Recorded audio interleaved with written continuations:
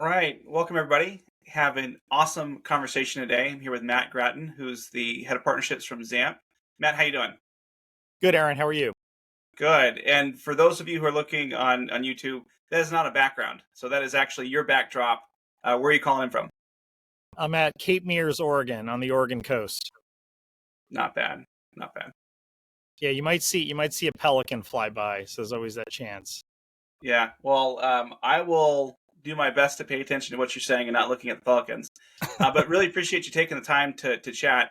We're talking about sales tax, and I know it's something that we've used Zamp for almost a year now with one of my companies, and I hate sales tax. I just hate it. It's such an annoying thing. So why did you decide that that's something you wanted to spend your waking hours on? Yeah, it was when I started my career. I didn't think it would end up in the sales tax space. Back in 2010, it was a little company that was up and coming called Avalara. They were first to market with kind of the whole concept of cloud-based tax automation, and then from there, I was there for 6 years. I went on to head up TaxJar for 5 years on the sales side, and then now I'm part of Zamp. So I'm going on 13 years now in the sales tax space. Hard to believe. I think it's safe to say you are the sales tax guy as far as e-commerce is concerned.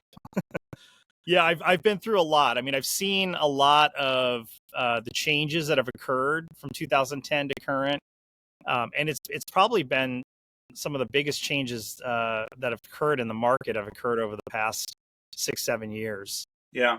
Well, I've got tons of questions that we'll get to later about Avalara versus TaxJar versus Zamp versus whatever else is out there. But I'd Sure. love to just start by getting a history lesson. So could you walk me through what's the history of sales tax in the U.S.? I mean, you can go back to essentially the Great Depression, and during those times, income tax, real estate tax, property tax was what a lot of the states depended on. States were putting together something around like, well, how do we have some type of a consumption tax for the people that can purchase things, because again, they were looking to finance growth at the state level, and so they instituted sales tax during the Great Depression. And I think there was probably 20 to 25 states that jumped on board around that period. And then after that, eventually everyone came on board. There are still some holdouts. I'm in one of the states actually that is a holdout, Oregon. But for the most part, I think there's now 46 states plus District of Columbia in the U.S. that charge sales tax. From your perspective, any reason why we don't have a sales tax on a federal level yet? Well, because I think there's so many taxes already at the federal level. When you think about, income tax, that's there. And then some of the other taxes that, small businesses and businesses in the U.S. have to take on. I think they're going to be focused very much on the income tax component. There is a component of working together with, the federal government obviously wants sales tax to be in place for the states because that's what helps a large portion of their budgets. I live full time in the state of Washington, where there is a sales tax and there's no income tax.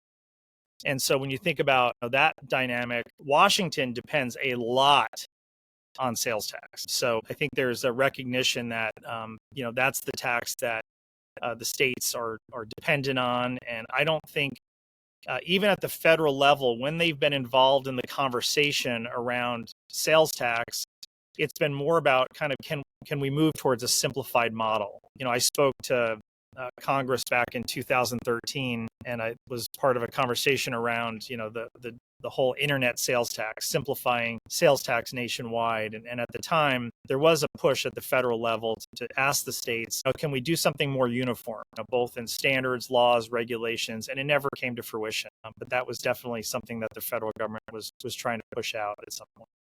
What's your perspective on why that died? I think part of it would be tied to other priorities. It just wasn't politically an important area, or there were other things that were a priority at the time. I also think that the sheer nature of trying to get something passed through also had a lot of opposition. And this is both at the small business level, at the state level. And so I think the federal government just said, hey, we're just going to stay out of the state affairs. And when you think about at the small business level at the time, there was no concept of economic nexus. So there was a big push to say, hey, we don't want to get it. This is too much. There's too much complexity. We don't want to touch this. Well, the federal government was saying, well, we can eliminate that complexity to the small business. But then the states were saying, hey, we don't, we're not in on this. Like there were certain states that they have it set up a way. They don't want to disrupt it in terms of making sure that not only the state is getting paid a tax, but the counties, the cities, the special taxing jurisdictions, there's different product rules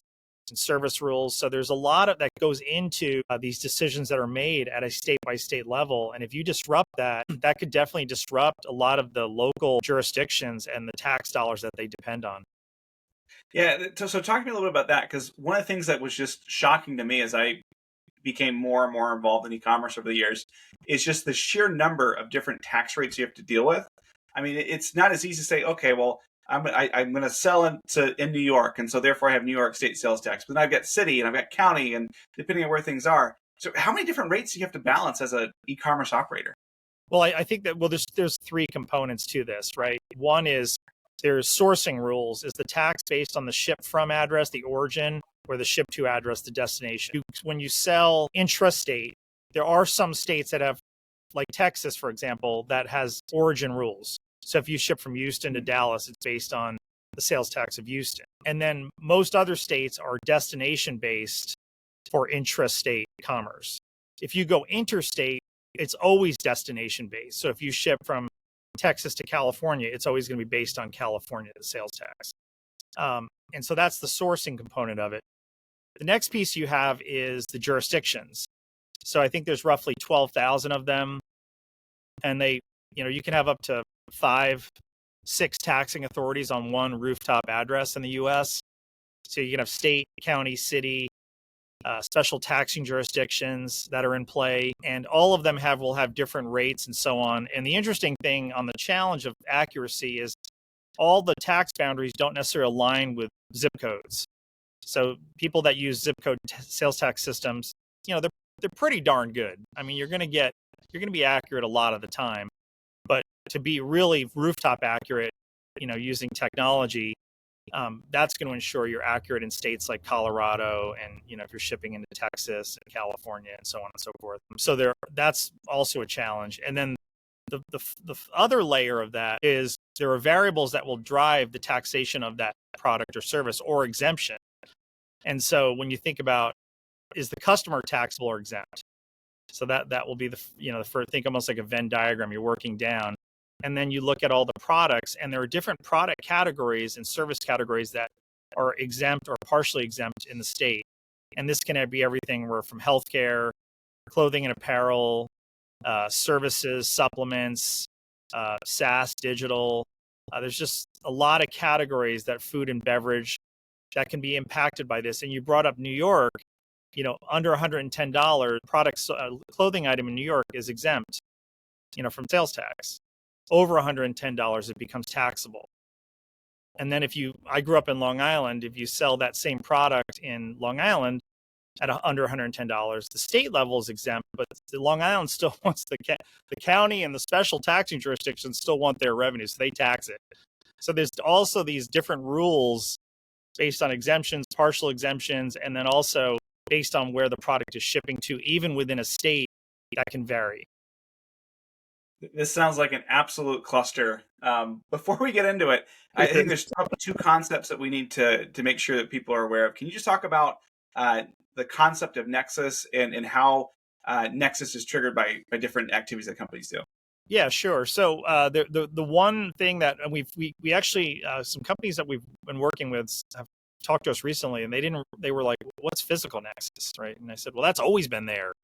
So physical Nexus is the first thing that states have always worked towards. And that's, do you have offices in the state, employees, inventory? Do you have 1099 salespeople in the state? Are you going in to implement a product in that specific state? So there's triggers that are looked at as physical triggers in a specific state. And then on top of that was the economic nexus, which as a result of the Supreme Court decision in 2018, Wayfair versus South Dakota, the Supreme Court barely ruled, I think it was a very close vote, but they ruled in favor of South Dakota. And what that allowed South Dakota to do with Wayfair is say, hey, we can now bind you to collect based on how much you sell in our state. So states now, will have either an order and revenue threshold or just a revenue threshold. It's differing amounts, 200 orders, 100 or 100,000 in revenue, or up to 500,000 in revenue. It varies by state. And then the period that they look at, some look at previous calendar year, current calendar year, some look at trailing 12 months. Of course, this is one of the things that they could have all come together on and just agreed on some consistency. But of course, that didn't happen, right? So there is some consistency across some of the states, but they for the most part, there's different rules depending on where you're selling to. So you need to track that, and there's systems within different platforms. So if let's suppose I trigger economic nexus in California, I think it's like $500,000 or something like that, if I remember correctly. Yep, it's 500,000. That's correct. Yep. So if I'm a $20 million business and I just crossed the threshold to 500K in California, do I pay taxes on just the California sales, or does California tax all of my $20 million revenue? No, yeah, just the California sales. So sales that have a ship to address of California, and then it's only going forward. So if you cross the 500,000 threshold, they don't look back on you. You're only doing it going forward. So you would register and collect going forward based on crossing that threshold. Okay, and what happens if you have a down year or something like that? Your population shifts of your customers, and you go below that threshold. Do you no longer have to file anymore? You're good to go? No, you still have to. It's not like it changes every year. And I will tell you, it's a lot easier to deregister from a state if you move in like a warehouse, or you move an office, or you no longer have an employee there. If you try to deregister because of economic nexus, there are companies that try to do that. It's a lot of time and effort. And because again, you've triggered it once, the state might say, okay, you have a down year, but what about the following year? So ultimately, once you trigger it, our feedback to customers is keep it in place. Again, unless there's some catastrophic event or you're no longer selling in that state, you make that decision. But typically, again, it's going to be tied to a physical change when they have them deregister versus an economic. Gotcha. So to stick with our California example, 1 year I do $600,000 in sales. I trigger economic nexus. Makes sense that I pay taxes on those $600K. Yep. Next year, down year, I only do $200K. Do I have a credit? Like, do I not have to file for the first $500K? Or it's because I triggered Nexus at one point? Yeah, because you triggered Nexus, you're now actively collecting on all sales. So you would charge tax against that $200,000 in sales. Yeah. Oof. So, I'm kind of with you. I wish that if I could have one thing change from a regulatory perspective, I think it would be just to make this tax compliance piece a lot easier. Because I know that's something that I have pulled out more of my hair than I expected. From your perspective, where do you see sales tax compliance getting really, really difficult for companies? I believe that if you're in one state, it's manageable. You have all of your operations in that state. You may have a retail store. You may have a small online presence, but it's the core of your business is the retail store. And I think managing it in one state is doable, even in some of the more complex states. I think it becomes too complex or too difficult to manage once you need multi-state sales tax compliance.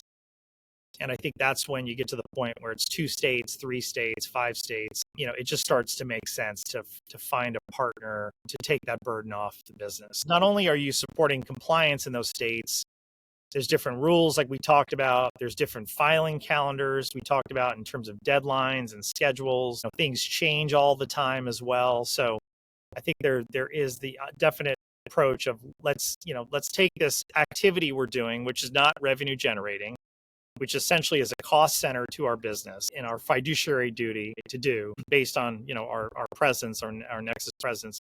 Let's take that and move that outside of the core focus of our internal operations. So I think that the multi-state piece is the key. You just start to look at all of the different parameters here. So there's 12,000 entities, right? So that's one variable. And then they have different calendars. And then they have different ways that Nexus is triggered and different filing requirements and stuff like that. It seems like there are millions of possible ways to get this wrong. I would imagine that most companies are probably not in 100% compliance. Um, one, would you agree with that? And two, like, what are the penalties associated if you get sales tax wrong? So I think there's different levels of getting it wrong, right? And I would say I've had companies that I've worked with that said, Matt, we're trying to comply. We're doing it in 20, 30 states, and we're sometimes the calculation isn't fully accurate, and sometimes we're not maybe reporting exactly the way we need to, and so on. And ultimately, they're trying to comply. They're collecting the money and they're trying to remit it as exactly as they can to the states who have all different reporting requirements as well, right? So they're doing their best. And I think in that situation, could you have an auditor come in and say, you've been calculating this wrong, in this specific area or jurisdiction? Sure. I mean, that could happen, but is the auditor, laser focused on a calculation incorrect issue if you're for the most part compliant? I think that's it's a small thing, right? I think it's like, hey, you know what, you're doing your best. I think the bigger issue is on the customer service side when you're calculating incorrectly or not exempting a product when exempt, because your buyers will sometimes notice that and see that, and they'll be like, oh, and they may not get a conversion when they're checking out, and suddenly you're like, what happened here? Why are we not getting these conversions lower in this specific state? And so it can have a business impact. Also, support cases, customers saying, you're charging me incorrectly. Get this fixed, and so on. But I think where it falls to a really bad situation, and we've seen more than I would have expected of this, especially post Wayfair 6 years later, is companies collecting sales tax, turning sales tax on in every state to calculate, and not remitting a dime, and not having either and I don't know even if they're doing it purposely. I think they're just not. They're like, oh, we're charging, right? And so there's no one internally that's got their eye on this money that's coming in, but it's coming in, right? And they're like, oh, okay, and so that's actually illegal. And you definitely want to. There's a way to clean that up, right? To say, hey, we've been collecting, we made a mistake, we want to pay. You can do that, right? You can take care of that with the state. I think the other thing would be is you should be collecting and you're not. And we've worked with some pretty big companies that essentially had, exposure almost nationwide based on their sales volumes, and they were not collecting anywhere.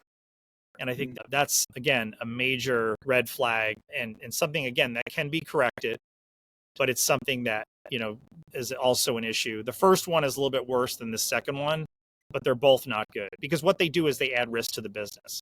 And that risk, of course, multiplies because audit periods for the states, if you're filing correctly and everything, I think the audit period is 3 years or so. But if you're not filing and not doing anything, the audit period can be 7 years in most states, 8 years in California, and Texas can go back infinity, right? So they can go back forever. So all of that accrues penalties and interest, right? And so you're looking for investment, you're looking to get acquired, and suddenly your investors are like, what's going on with sales tax?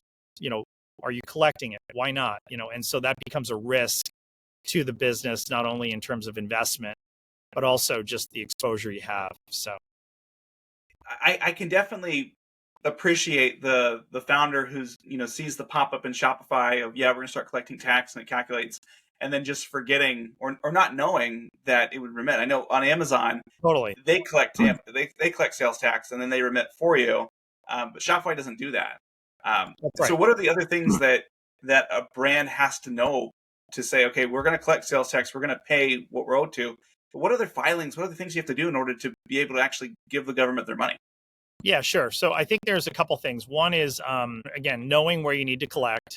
And just so you know, there are some states, you mentioned marketplace orders, Amazon.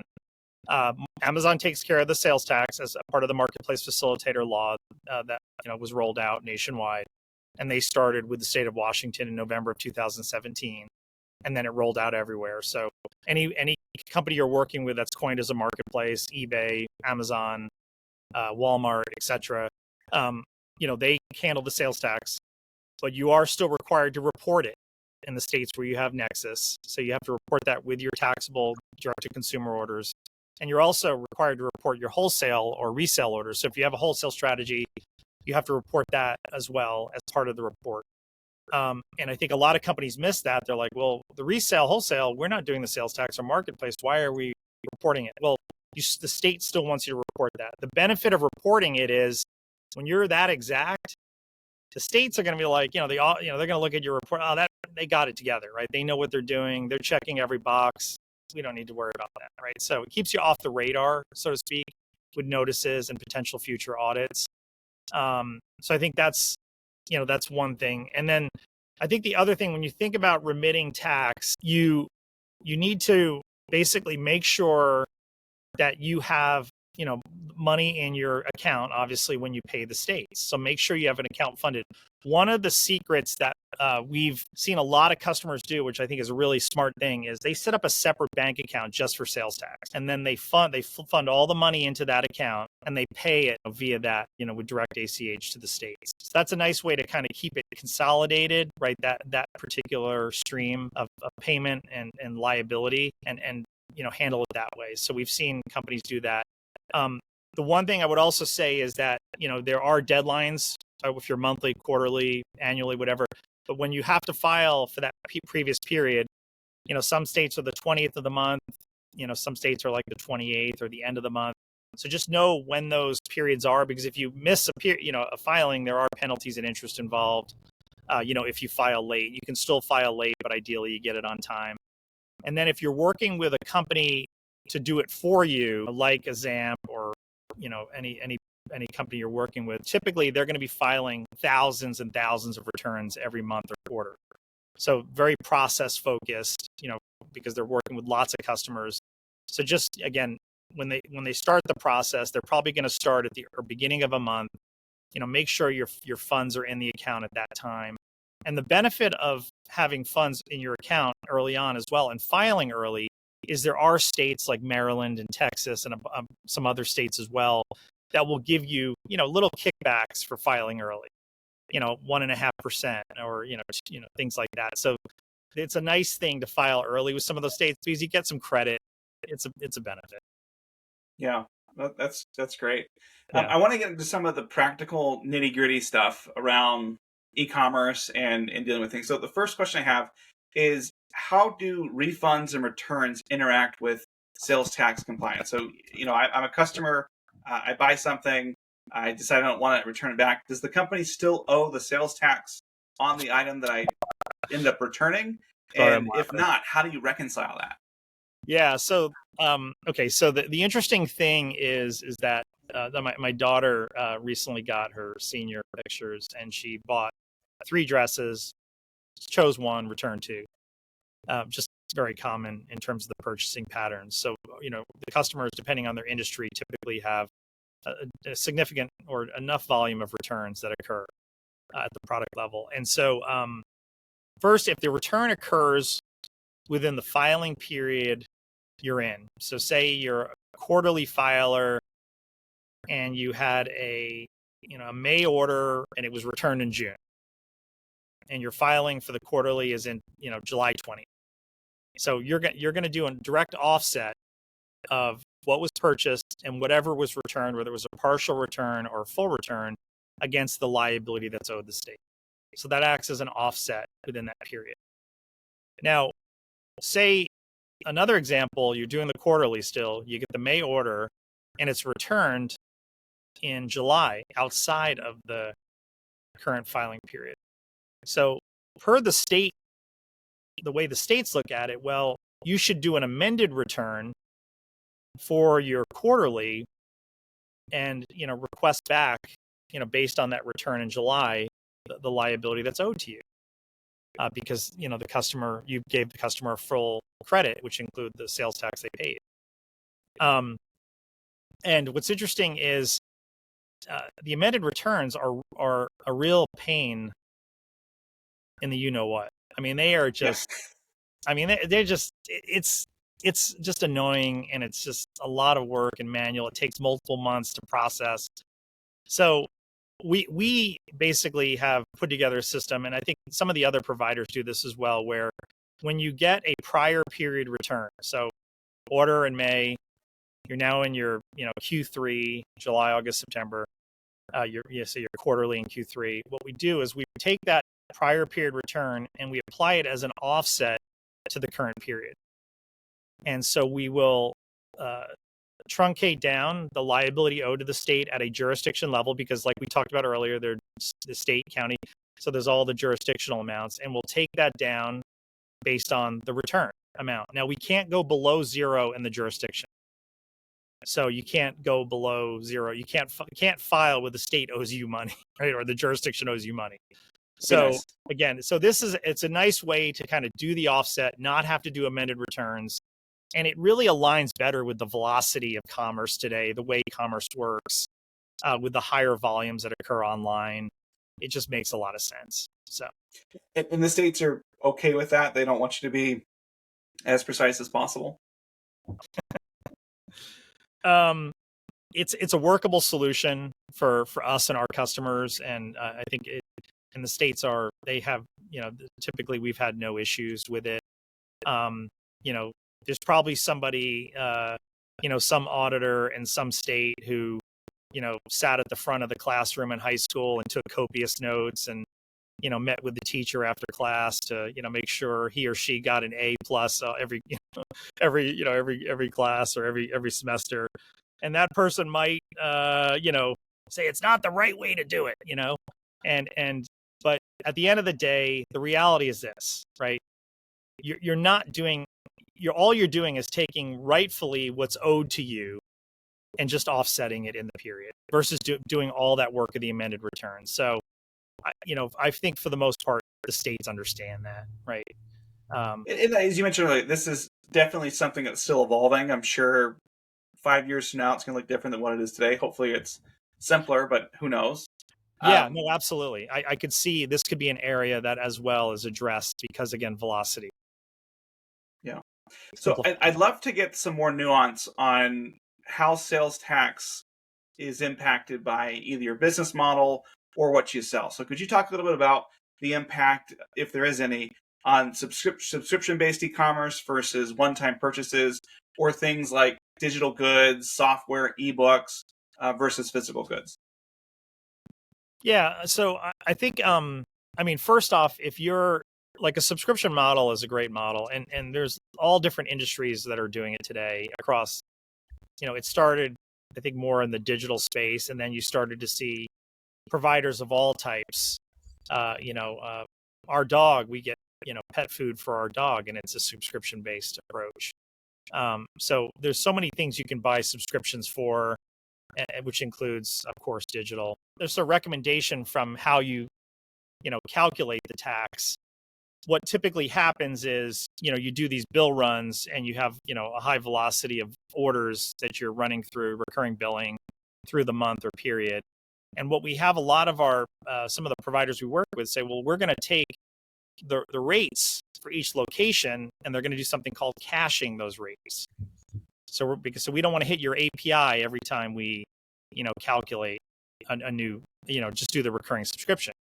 And it's a strategy that, we have providers do, but I also recommend be wary of that strategy, because one thing is that rates change. So sales tax jurisdictional rates change. So, you need to make sure you're updating those rates. And then rules also change and are different by state, right, based on the product you're selling. So I think that's important to understand just from a calculation perspective. Just make sure you have a process that's accurate when you're going through these recurring orders. The second piece is that when you think about subscriptions, there can be a lot of products impacted by, how they're taxed. And certain things like dog food is, it's a very clear category, right? There's, or medicine for pets, or, maybe you're getting, razors and shaving cream or whatever that is, right? Whatever, health and beauty things. There's ultimately they're very apparent in terms of if there is a product tax code required, or if is there a taxability rule, you'll know whether it's exempt or partially exempt based on, it's a very clear one you can define and map to, when you think about the concept of tax codes. Because that's what our system works off of. We have tax codes. So tax codes will support all the tax decisions on a specific product or service in all of the 46 states plus DC. right? So there's different overrides, exemptions, and so on within that code based on where the product is shipping to. But I think about, like, you get into the digital space, different types of SaaS, streaming, digital gaming, so on.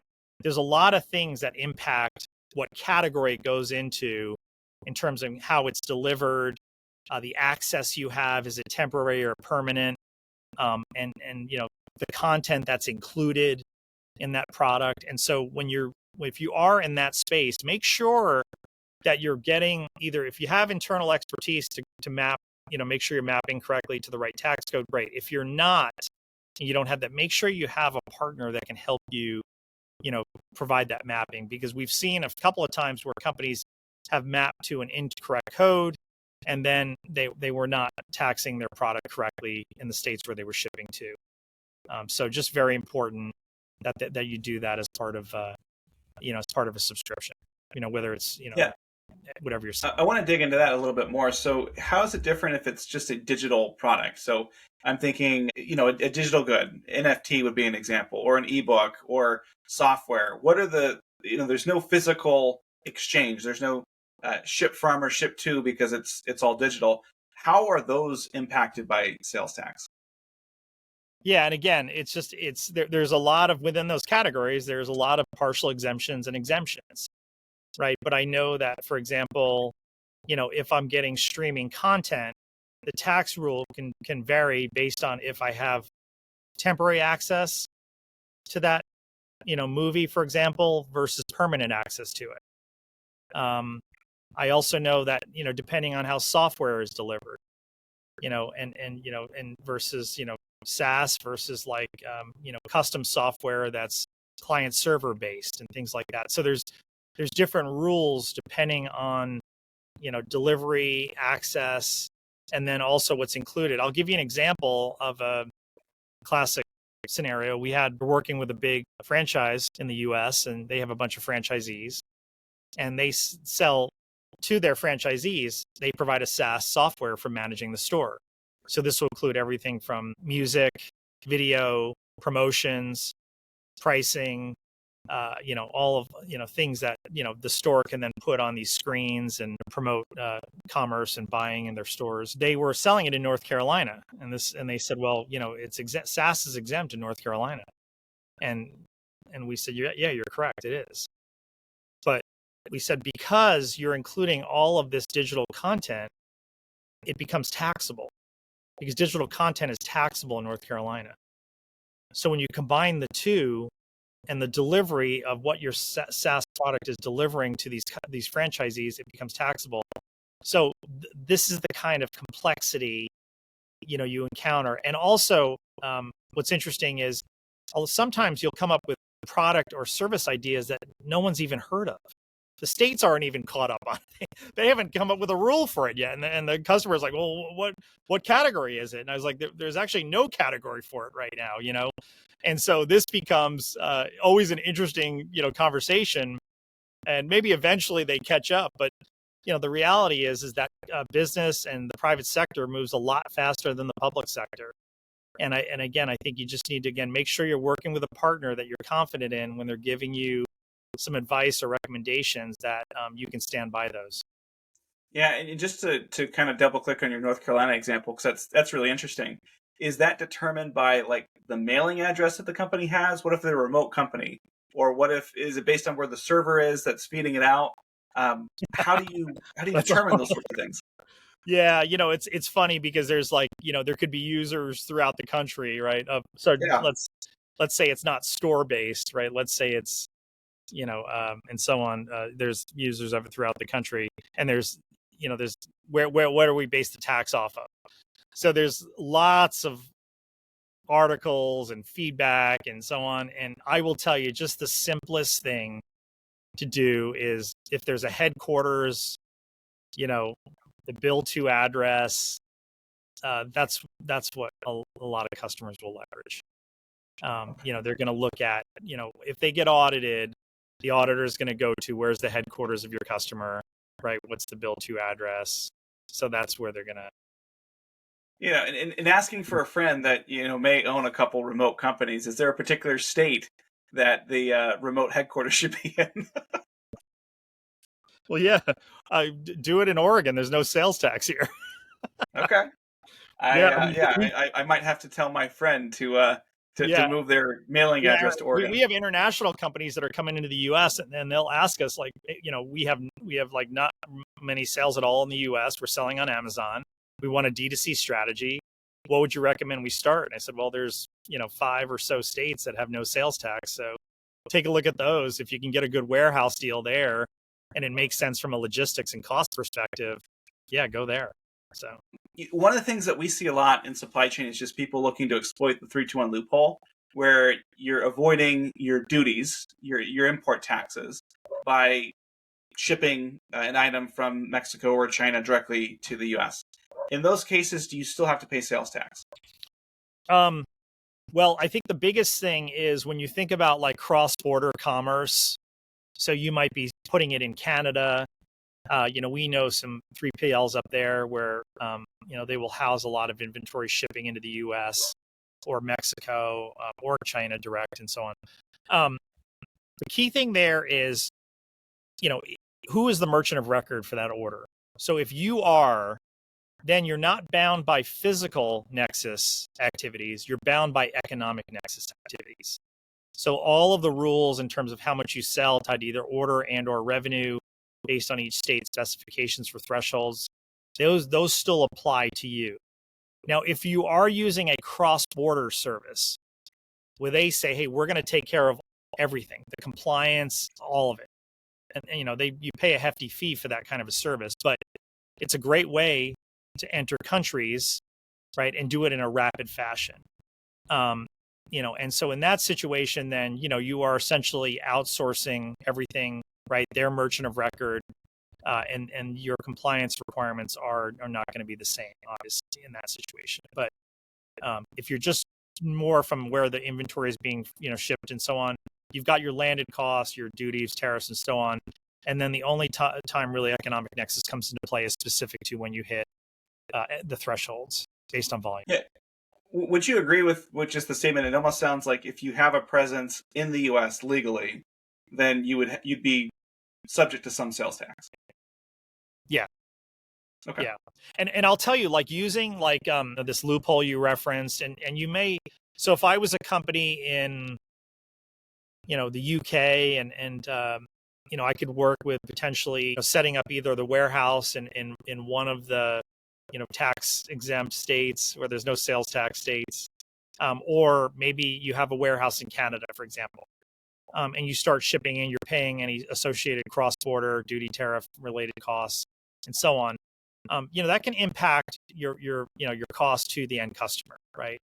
And so at some point in time, if your volume starts to increase, now imagine adding sales tax on top of that. So that's where it starts to say, hey, let's set up logistics in the US. Yeah. Right. So let's do a crawl. And now you're walking. And it's like, now let's build out logistics in the US because we can avoid all of those cross-border costs. And then now, and again, it's probably going to be maybe a little faster, right? You can cover more area in a more timely manner. And then the cost, again, will only be associated now to states where you have sales tax. Yeah, and that's a perfect segue into the Wayfair decision, because my understanding is even though it's Wayfair, it was really all of e-commerce, and Amazon's really the poster boy with this, where I know that they were very intentional about where they put their warehouses to take advantage of either low population states that they weren't going to be subject to a whole bunch of sales tax. So they headquartered in Washington versus California, even though most of their customers were going to be in California. And they basically tried to build this patchwork so they had the fewest number of states, the fewest amount of tax that they were dealing with. First off, do I have that right? And secondly, can you just talk to kind of the changes that the Wayfair decision had? Yeah, well, I think about Amazon's strategy. I mean, it's not, they were fighting sales tax when I was in my early years. They were 100% against it. And then at some point, they kind of capitulated towards, what, we can't get around it because we have these distribution centers in these states, and they may have set them up in kind of areas that were lower cost or lower population per se, where they don't do as much volume, right? But I think they started to realize if we really want to have like a true strong distribution network, right, we need to make sure that we're servicing all of the U.S., especially states like California, New York, Texas, right, that have a lot of volume. And so I think that when they capitulated, then they looked at, it became kind of a little bit of a strategic advantage to negotiate directly with the state of Washington, right? I mentioned 2017, work out a deal where they're going to remit for all the sellers in their marketplace and then roll it out to all the states nationwide. So there is a value add to sellers in their marketplace now, because beforehand it was chaos. You had like these smaller sellers, doing FBA, and they were like, we have to track where Amazon moves our product because we have physical nexus in those states, and then we have to collect and remit in those states and so on.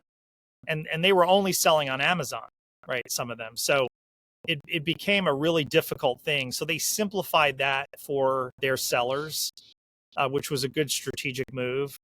And then they saw the writing on the wall and eventually, again, rolled out the strategy they did.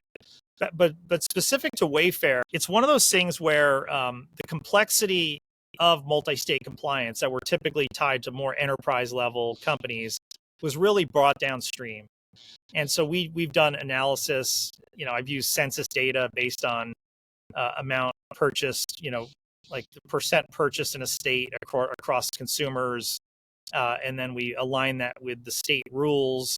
And we rolled out like, well, if you were doing, 5 million a year in the US, direct to consumer, how many states would you have to collect in, or 10 million and so on? And if you're multi-channel, what does that mean? And so on and so forth.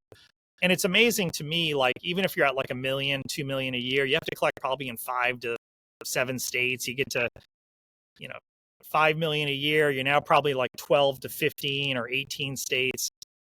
So the whole concept of economic nexus, as you grow, it happens really fast. And I think that's the challenge for a lot of these brands is, or companies that, experience really high hockey stick type growth. They're in a position where they have to get in front of it early on and get a solution in place that's going to grow with you. So you just have that box check. But it is definitely, the impact is significant. And I think the market was caught a little off guard as well. So this is not commonly talked about by some of the providers out there. But, when I was at TaxJar, when the law was passed, and companies like Avalara, Vertex, we all had built models to support, certain customer types. And suddenly you had this whole influx of companies now that had all of this multi-state exposure, and everyone was caught a bit flat-footed. And it was interesting, the path was, let's get everyone kind of in a self-serve, especially these smaller companies, because there's, we can't, the economics don't play out to provide more of a, more than that. So, and now you had, basically people going into the software trying to figure it all out, and it became making bad decisions, turning on sales tax everywhere, and I can't, there's so many stories we could probably talk for, hours upon hours of all the things that we've seen. But what happened then is you had like service providers coming in to manage their accounts, so they're paying 2 companies.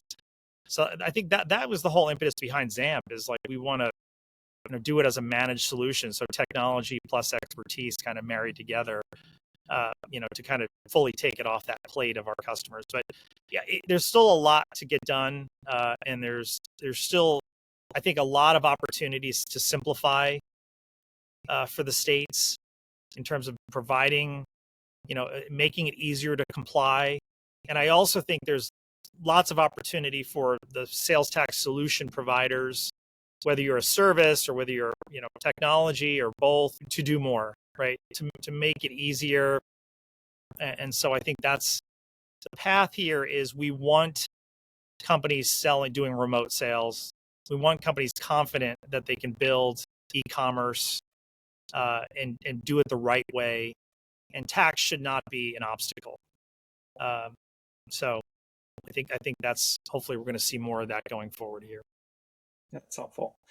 Since you are, the authority on sales tax, as an e-commerce brand is evaluating the different providers that are out there, can you just walk through kind of maybe the major differences between an Avalara, a TaxJar, a Vertex, and a Zamp? Yeah, so I know a lot about sales tax, and there's a lot of great people out there in this space, and I'm always learning as well. It's interesting. I learn every day. I learn something new. It feels like, and that's why I love this industry so much. When I think about like some of the providers out there, you think about like a Vertex and to some extent Avalara. When you think about those two, you know, capacity to work with bigger companies, global, so U.S. plus international. So they both built out services to support that. Lots of integrations, to a lot of the bigger ERP platforms like SAP, Oracle, Sage, et cetera. So, and I think there's that place for them in the market. I think TaxJar did really well coming to market, really focused on the SMB customer and really, heavy e-commerce focused. So lightweight companies, smaller companies that have really strong brands, but they're selling predominantly e-commerce. That's their space, right? And they're specifically maybe focused mostly in the U.S. And so on.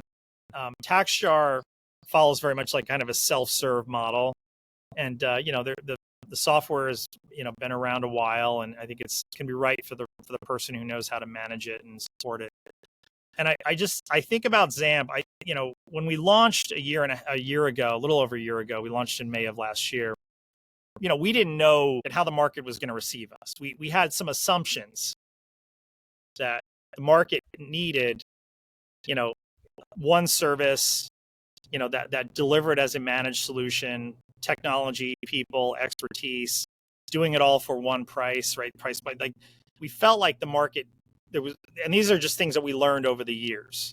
We'd get feedback on this. Can you just do it for us, or can you do it, just for one price? Why do we have to pay all these fees? And so what was interesting was, the market has validated us. From the get-go when we launched, the feedback was, wow, where have you guys been? Right? This is great. So the good news is we have been validated, in our specific subset. And again, we focus on a specific market, and we're trying to get there and do that very well. We're a little bit newer on the block, right? Newer kid on the block, and so we've got over 200 years of sales tax experience, within our teams. But we're also, we're building the rocket ship in the air. So there's things that we're doing to improve the product, add more reporting. It's a kind of a continuous process. And that's what I love about, this opportunity and why I love being part of Zamp. But I think one thing I would tell you is this, and this is where it's really interesting for customers. So they said, well, who's the right partner for me, the sales tech partner? And you could look at software, right?